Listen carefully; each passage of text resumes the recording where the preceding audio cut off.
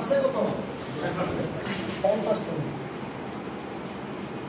তাহলে দেখেন আমাদের 2022 সালে দারিদ্র হার ছিল 18%, 2025 সালে আজকের প্রতিবেদন 28%, 10% দারিদ্র হার বাড়ছে এবং আশা করা হচ্ছে আরো 18% দারিদ্র সীমার নিচে চলে আসবে। যেভাবে কর্মসংস্থান এখন বন্ধ, যেখানে সরকারি বেসরকারি বিনিয়োগ বন্ধ, যেখানে বাংলাদেশের রাজনৈতিক স্থিতিশীলতা যদি এভাবে চলে না আসে তাহলে আমাদের দারিদ্র্যের হার আরও কী হবে। তবে সুসংবাদ হচ্ছে আপনাদের জন্য, যাদের ফ্যামিলিতে একজন রেমিটেন্স ইউজার আছে, যাদের ফ্যামিলিতে একজন রেমিটেন্স ইউজার আছে তাদের ফ্যামিলিগুলো সেফ থাকবে, তাদের ফ্যামিলিগুলো কী থাকবে, এটাও প্রতিবেদন উঠে এসেছে। তার মানে রেমিটেন্স যারা আপনারা বিদেশ যাচ্ছেন তারা একটু নাম করবে, আপনাদের ফ্যামিলিগুলো নিরাপদ থাকবে। তাহলে আজকের প্রতিবেদন 28% বাংলাদেশের দারিদ্র, 28% মানে আপনি দেখেন কত পার্সেন্ট করবেন, 17 কোটি প্রায় 18 কোটি মানুষের মধ্যে যদি আপনার 28% যায় কত কোটি মানুষ বেকার আছে দেখেন। তো এই দেশটাকে আমরা আগাবো। আজকে চীন দেখেন 1978 সালের পর বেকারত্বের হার কত পার্সেন্ট বললাম 2%, চীনের মধ্যে 2% নিয়ে আসছে।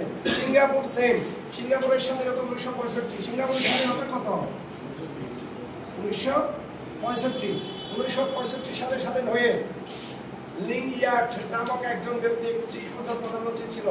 লিং ইয়াট উনি এই 65 সাল থেকে শুরু করে একজন লয়ার ছিলেন।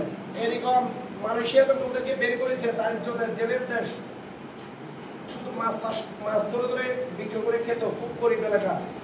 এই 65 সাল থেকে মালয়েশিয়া বের করে দিয়েছে।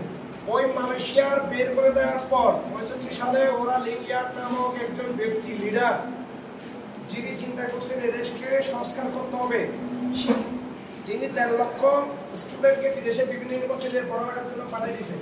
ওদেরকে বিদেশ থেকে শিক্ষিত করে দেশে ঢুকাই, দেশের বিভিন্ন জায়গায় সেট আপ করে দিয়েছেন এবং ওদের মাধ্যমে দেশের শিক্ষা ব্যবস্থা সংস্কার করেছেন, দুর্নীতি সংস্কার করেছেন, সরকারি বেসরকারি বিভিন্ন চাকরিদের বেতন বাড়িয়ে দিয়েছেন, অবকাঠামোগত উন্নয়ন করেছেন, টুরিস্ট ডেভেলপ করেছেন।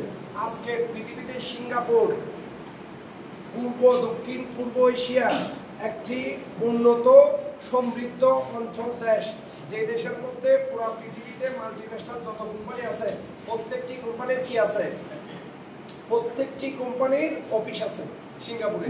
এবং শিক্ষা ক্ষেত্রে সিঙ্গাপুর হচ্ছে অন্যতম একটা জায়গা।